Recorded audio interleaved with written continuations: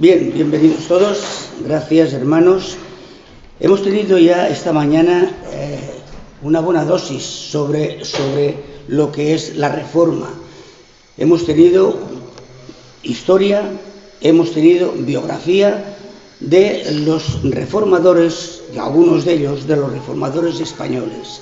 Vamos a seguir con el tema de la Reforma, puesto que, como sabéis, hoy se cumplen 504 años desde que Lutero clavó las 95 tesis en la puerta de la iglesia del castillo de Wittenberg.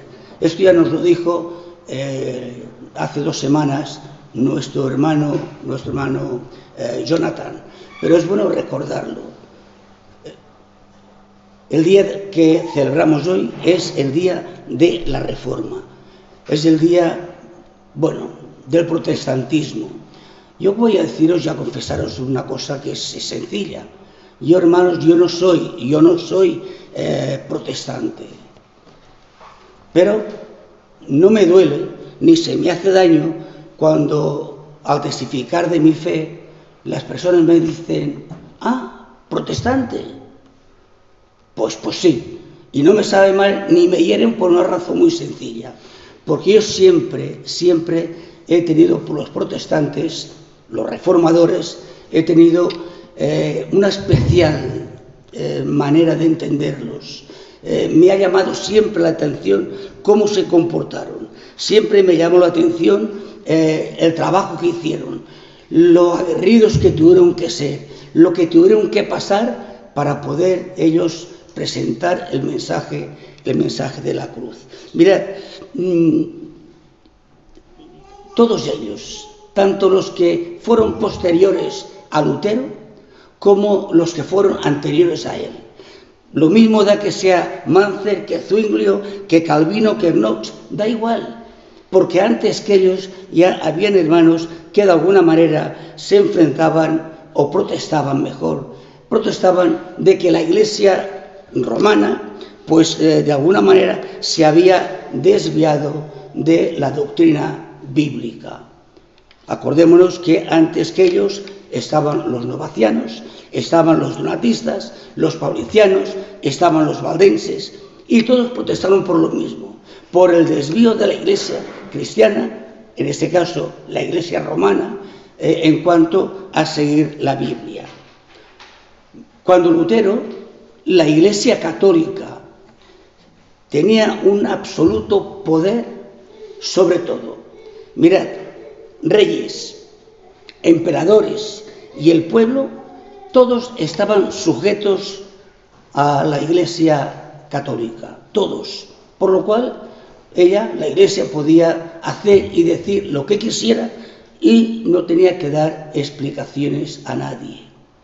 Como hemos visto esta mañana, eran tiempos muy difíciles porque para alzar la voz era imposible no sufrir la persecución, no sufrir la prisión o no sufrir la muerte.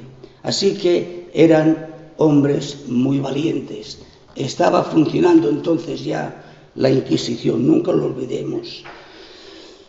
Bien, de hecho, lo que quiero presentar esta mañana es que, sin llegar a la brutalidad, en este caso de la Inquisición, los protestantes y evangélicos de España, los españoles, de alguna manera, los que han sido, vivieron la guerra y han sido posteriores a ella, los que nacieron en la posguerra, tienen no muy buenos recuerdos, hermanos, de la Iglesia católica. Por una razón muy sencilla. La Iglesia católica trató al pueblo protestante, al pueblo evangélico, una vez terminada la guerra, lo trató con desprecio, lo maltrató y encima habían represalias de manera constante. ¿Sabéis que cuando terminó la guerra, un protestante o un evangélico no podía tener ningún trabajo en un centro público? ¿Sabéis que después de terminada la guerra, cuando alguien se quería casar por el civil, en este caso evangélicos, el juez no lo llamaba y a veces pasaban 4 y 5 años. Y el pastor de la iglesia, como ocurrió con don Salvador en Puerto Llano, tuvo que casar a una pareja cansada de esperar, más de 5 años. Ahora, no solamente era esto, ¿y las iglesias? ¿Qué ocurrió con las iglesias evangélicas y protestantes que había en España cuando terminó la guerra? Que estaban cerradas. Las iglesias no estaban abiertas, no había permiso. Se abrió la iglesia evangélica de nuevo cuando se cumplió, en el año 45, 1945, cuando Franco, el gobierno de Franco, hizo 8 leyes, y entre ellas había una que decía el fuero de los españoles, año 1945. Entonces se abrieron las iglesias, pero no se podían abrir iglesias nuevas. Pasaron años hasta que pudiéramos tener algunas iglesias. Fijaros bien, 20 años después de la guerra, se hizo una película que muchos de nosotros, que ya somos mayores, nos acordamos, que se llamaba Los 10 Mandamientos. La habéis visto muchos, ¿verdad? Una película malísima. O sea, el que de alguna manera entiende aquello es que está... No, hermano, es una película muy buena y que la Iglesia Católica además la veía muy bien. Pero, ¿qué ocurrió? Que en el cine donde se estrenó fueron unos evangélicos, entre ellos el señor Monells y entre ellos el señor Grau, y fueron a repartir folletos de los 10 mandamientos. La gente salía y ellos le daban un folleto. ¿Sabéis qué ocurrió?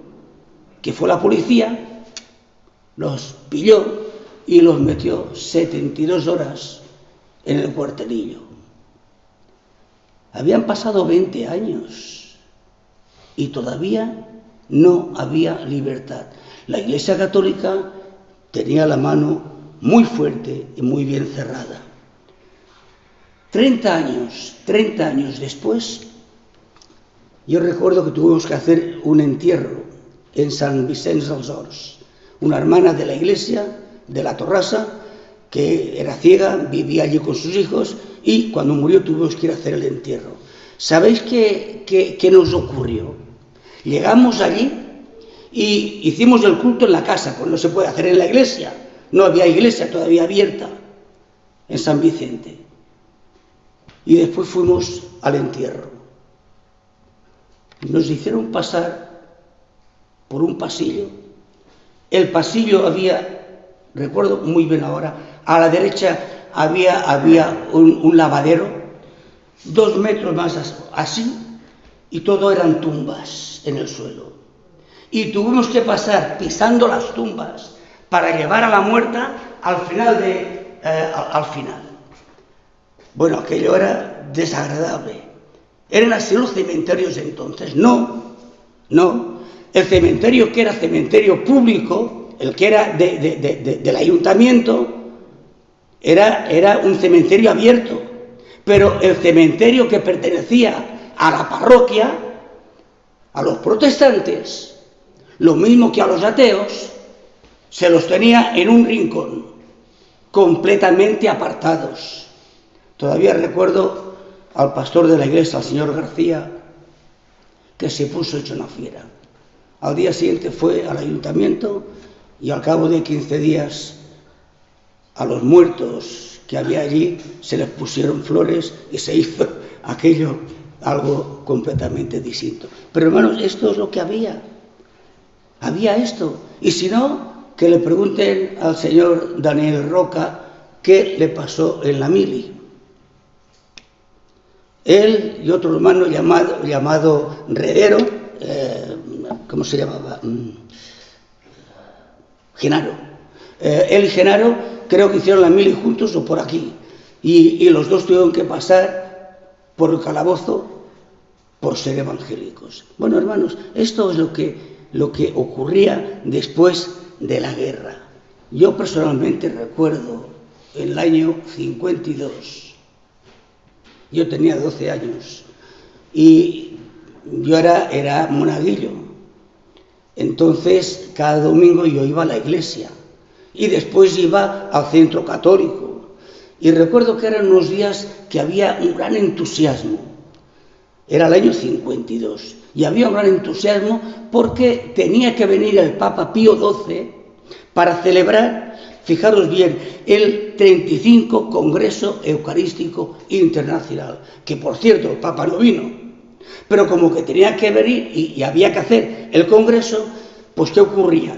Teníamos que ensayar el himno del Congreso. Después se nos instruía de manera muy especial sobre el dogma católico y por último se nos prevenía contra los herejes, porque se esperaba que los herejes del norte de Europa, como era un congreso internacional, vinieran y entonces se nos preparaban. ¿Y sabéis qué se nos decía? Se nos decía que los protestantes eran muy malos. Los protestantes eran hijos de Satanás. Los protestantes iban a ir al infierno porque no obedecían al Papa, ni adoraban a la Virgen, ni adoraban a los santos. Bueno, después del Vaticano II, la cosa cambió. Esto era el año 62. Cambió un poco. La Iglesia perdió ciertos, ¿cómo decirlo?, beneficios o privilegios, pero los siguió manteniendo, Ya lo creo que los siguió manteniendo. La prueba está en nosotros. Cuando quisimos abrir la Iglesia, era el año 74. Tuvimos que ir al párroco de la Iglesia de Santa María, Mosé Jaume Boguñá, a pedirle que nos hiciera un papel conforme no se oponía para que abriéramos la iglesia. De lo contrario, no se nos daba permiso. Esto fue, hermanos, 35 años después de la guerra. Claro, es que nos olvidamos de algo muy importante. España, en la época de Franco, era católica. No había nada más. Todo el que no era católico estaba fuera de la ley. De alguna manera después se fue abriendo con el fuero de los españoles, se fue de alguna manera, pero estábamos fuera. Esta es la realidad. En fin, ¿qué os puedo decir? Os puedo decir que después del Vaticano II, la relación entre católicos y nosotros es totalmente distinta. Hoy tenemos concordia, hoy tenemos de alguna manera comprensión, y hoy tenemos respeto, y esto creo que es muy importante. Hoy es día 31 de octubre, día de la Reforma. Una buena ocasión, hermanos, para que, de alguna manera, recordemos los motivos que llevaron a los reformadores para enfrentarse a la Iglesia romana. Aparte de los bulos que siempre han existido, como que no creemos en la Virgen ni en los santos, bueno, es algo que es totalmente erróneo, porque nosotros sí que creemos en los santos. Mirad, Evangelio según San Mateo, Evangelio según San Marcos, Evangelio según San Lucas, San Juan, la carta del apóstol San Pablo. Hombre, ¿creemos en los santos? Claro que creemos en los santos. Lo que no los adoramos, ni tampoco los tenemos como mediadores. Pero creemos, porque la literatura, y lo pongo entre comillas, que estamos leyendo, está escrita por ellos, dirigida por Dios, pero escrita por hombres. Ahora, aparte de estos bulos, lo que sí tenemos que decir es que habían algunas enseñanzas muy especiales, yo diría enseñanzas fundamentales, que nos distinguen en aquel tiempo, que distinguía a los protestantes de la Iglesia católica. Enseñanzas que veremos ahora cuando entremos en las 5 solas. Antes me gustaría que abriéramos la Biblia y leyéramos solo un versículo. He escogido un versículo sinceramente por una razón muy clara, porque en él, se repiten las virtudes de la palabra del Señor. Es un versículo que está lleno de virtudes de la Biblia y me gustaría que lo leyéramos. Así que podéis buscar en el libro de Hebreos, en el capítulo 4 y versículo 12. Perdón. Dice así, Hebreos 4, 12.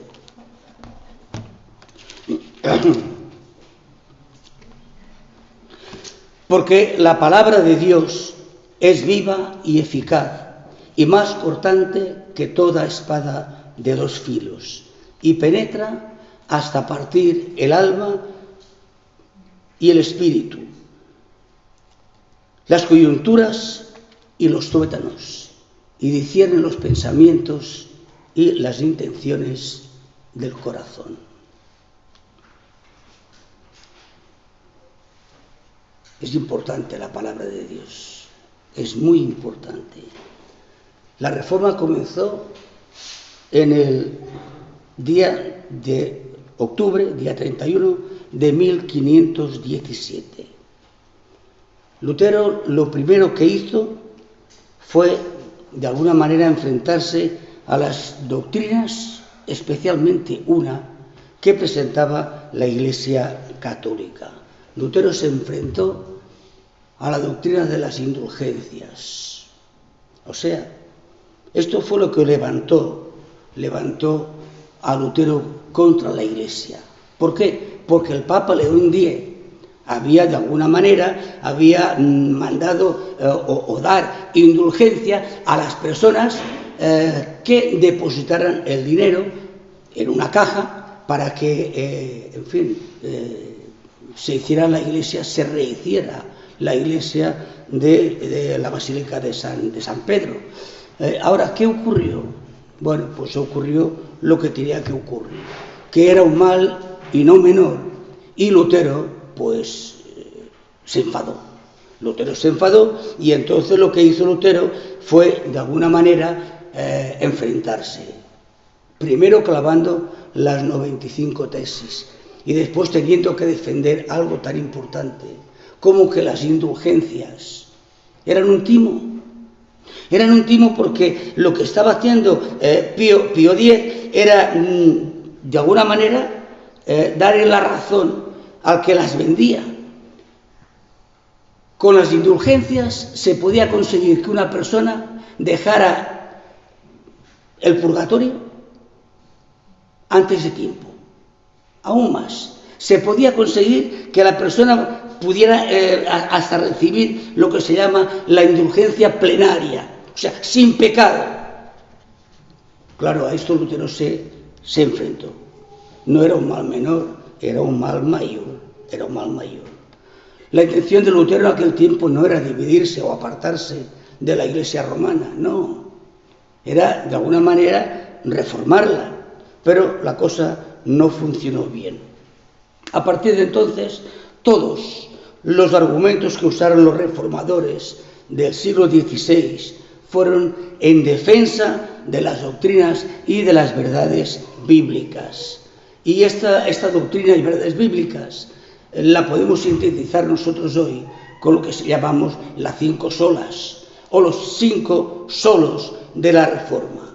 Solo la Escritura, solo la fe, solo Cristo, solo la gracia y solo a Dios la gloria. Por cierto, cada solo nos da para hacer un mensaje. No os preocupéis, no voy a hacerlo. Voy a sintetizar exactamente estas 5 solas y apoyar la enseñanza de las solas con lo que nos dice la Biblia, con los versículos de la Biblia. Así que vamos a entrar en el primer solo la Escritura. Esperemos, ahora me falta espacio. Solo la Escritura. La Biblia, hermanos, es la palabra de Dios. Siempre decimos que es infalible y que está libre de error. Es cierto que fue escrita por hombres, pero no podemos olvidar que estos hombres, de alguna manera y de todas las maneras, estaban inspirados por Dios. Así que la palabra de Dios, la Biblia, es la máxima autoridad en fe y en práctica dentro de la Iglesia. Para el creyente, la única autoridad en fe y práctica es la palabra de Dios. Así que, hermanos, toda autoridad, toda organización, todo liderazgo y todo lo que se pueda hacer como Iglesia ha de estar sujeto a la Biblia. Nada que contradiga la revelación de Dios puede regular la vida del cristiano. Nada, puesto que toda la Escritura, hermanos, es inspirada por Dios y es útil para enseñar, ¿verdad? Hemos leído hace un momento, es útil para redarguir, es útil para corregir, es útil para instruir al hombre de Dios. O sea, la palabra ha de ser nuestra guía. Fuera de ella no podemos hacer nada. Esto en 2 de Timoteo, capítulo 3, 16 y 17. Y lo que hicieron los reformadores al enfrentarse a la Iglesia romana fue porque ésta colocaba, fijaros bien, la tradición eclesiástica al mismo nivel que la Biblia. O sea, la Iglesia romana le daba a la tradición el mismo valor, la misma fuerza y la misma verdad o autoridad que la Biblia. Así, ¿qué ocurre? Cuando se toma esto, automáticamente lo que ocurre es que aparecen prácticas contradictorias a la palabra de Dios. ¿Qué ocurrió? Bueno, oraciones a la Virgen, oraciones a los santos, la transubstanciación, por ejemplo, la Inmaculada Concepción de María. María nació, según la Iglesia Católica, sin pecado original. En la Biblia no está, pero bueno. Las indulgencias tampoco están en la Biblia. El bautismo de infantes tampoco está en la Biblia. El purgatorio tampoco está en la Biblia. Y así podríamos enumerar un montón de cosas. ¿Por qué sale esto? Porque se puso al lado, al mismo nivel que la Biblia, la tradición. Hermanos, la Iglesia y la tradición siempre deben estar sujetas a lo que enseña la Biblia. Nunca al revés. ¿Sabéis por qué? Porque las cosas que se escribieron antes, para nosotros se escribieron, para nuestra enseñanza. Esto es lo que dice la Biblia en Romanos 15:4. Se escribieron para nuestra enseñanza, para que en la paciencia y también en la consolación de las Escrituras, hermanos, tengamos esperanza. Romanos 15:4. Segundo, solo la fe. Cuando la reforma del siglo XVI, la Iglesia romana enseñaba que la salvación se podía alcanzar por medio de obras y también, ya hemos dicho, por medio de indulgencias. Por ello, a los fieles de la Iglesia romana se les enseñaba y se les exhortaba a que hicieran todo lo posible para no ir al infierno y que hicieran todo lo posible para aliviar a los que estaban en el purgatorio. Juan Tetzel, era un monje dominico que vendía las indulgencias en Alemania y que proclamaba a voz en cuello: tan pronto como la moneda suena en el fondo del cofre, el alma salta del purgatorio. ¿Os imagináis? Ir por la calle. Bueno, esto es lo que era. Esto es lo que a Lutero, eso, ¿me entendéis, verdad? No hace falta que lo diga. Pero hermano, la salvación no es por buenas obras, de ninguna manera. Para que el hombre pueda salvarse a través de las obras, el hombre tendría que ser tan bueno y tan santo como Dios. Y esto no es posible, de ninguna de las maneras. Nadie se salva por ser bueno. Nos salvamos por creer en Cristo. Nadie se salva por haber nacido en un hogar cristiano.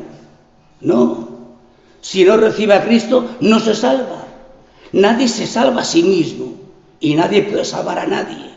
La salvación queda solamente en las manos de Dios. Me gusta mucho cuando Isaías, en el capítulo 64 y en el versículo 6, dice algo que todos conocemos, aunque con otra forma. Isaías dice: todos nosotros somos como suciedad y todas nuestras justicias como trapo de inmundicia. Y ahora viene la pregunta: ¿pensáis que con obras así podemos ser justificados delante de Dios? ¿Qué os parece? No. No, porque todas nuestras obras están manchadas por el pecado. La salvación, hermanos, solo puede recibirse cuando ponemos nuestra fe en aquel que murió por nosotros. Solo Dios, por medio del sacrificio de Jesús, nos puede salvar del castigo que merecemos por nuestros pecados. Solo poniendo la fe en el Señor podemos ser justificados y reconciliados ante Dios Padre. Porque, hermanos, conocemos el versículo: porque de tal manera amó Dios al mundo, que ha dado a su Hijo unigénito, para que todo aquel que en él cree no se pierda, mas tenga vida eterna. Porque justificados, pues, por la fe, tenemos paz para con Dios, dice el apóstol Pablo, por medio de nuestro Señor Jesucristo. Romanos, capítulo 5, versículo 1. Ya veis, es por fe que somos perdonados, es por fe que somos reconciliados y es por fe que podemos vivir en comunión con Dios. No sé qué hora es, pero no lo veo. ¿Voy bien? Vale, a ver. Bueno, soy tonto. Vale. La salvación hemos dicho que solo puede recibirse a través de la fe en Cristo. Vamos ahora al otro punto, al tercer solo Cristo.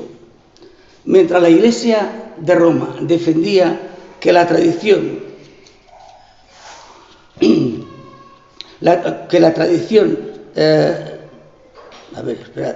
mientras la Iglesia romana defendía que como tradición las oraciones de intercesión a la Virgen o a los santos o las oraciones de intercesión de los mismos creyentes hacia otras personas servían para la salvación, los reformadores hicieron un llamado para que se volviera precisamente a la fe solo en Cristo. ¿Por qué? Porque entendieron, tal como dice la Escritura, que Cristo es el único mediador. Con ello lo que hacía era excluir cualquier otro camino para llegar a Dios. Así que la única manera era solo Cristo y Cristo como único mediador. Así la salvación quedaba clara, que solo se podía conseguir a través de Cristo, como Él mismo, por cierto, Él mismo lo enseñó. Jesús decía: yo soy el camino, yo soy la verdad, yo soy la vida. Nadie viene al Padre sino por mí, ¿verdad? Eso lo encontramos en Juan 14:6. ¿Por qué? Bueno, sencillamente porque en ningún otro hay salvación, porque no hay otro nombre debajo del cielo dado a los hombres en que podamos ser salvos. Eso lo dice Pedro en Hechos 4:12.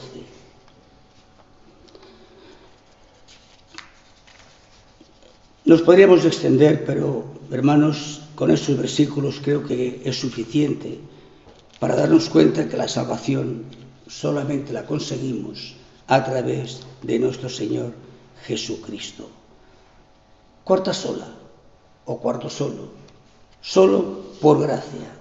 Los reformadores, hermanos, no estaban de acuerdo con la Iglesia romana porque ésta enseñaba que la salvación era por la gracia más, fijaros bien, por la gracia sí, pero más los méritos de la persona. En cambio, los reformadores decían no, la salvación es un acto de gracia de Dios. Somos salvos porque Dios nos hace salvos, nos lo quiere dar, es un don gratuito del Señor, es su gracia la que nos lo otorga.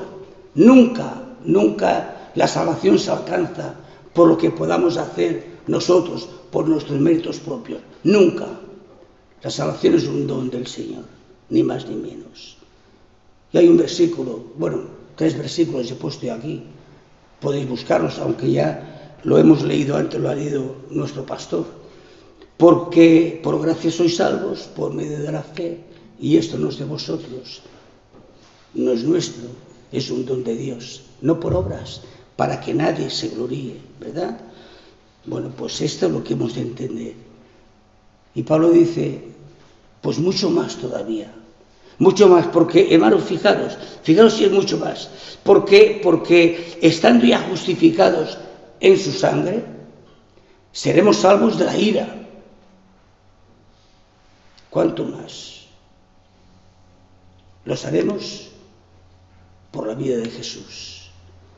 Esta es la enseñanza que encontramos en Romanos. Cristo murió por ti, por mí y por ti. Ahora, yo soy salvo siendo un pecador,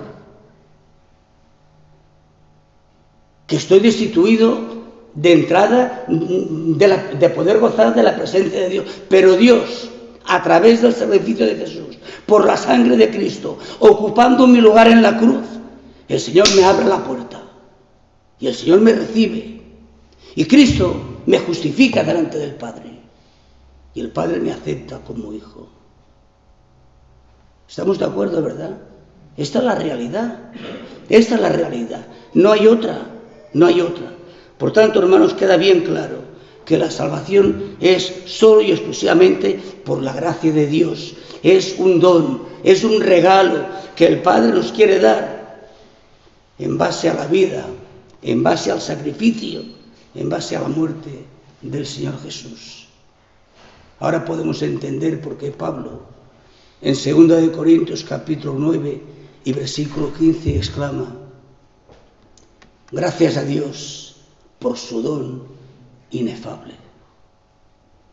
Hemos de dar gracias a Dios por su don inefable. Nos queda la última, la quinta. Solo a Dios la gloria. Los reformadores, basados en la Biblia, enseñaron que en la salvación y en todas las cosas la gloria es solo de Dios.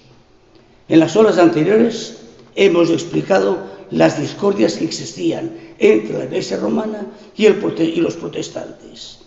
Ahora, en solo a Dios la gloria, para no repetir, solo diré una cosa. La oposición, en este caso, de la quinta sola, fue porque la Iglesia le dio gloria a la Virgen, le dio gloria a los santos, restando la gloria a Dios, al único que le pertenece la gloria.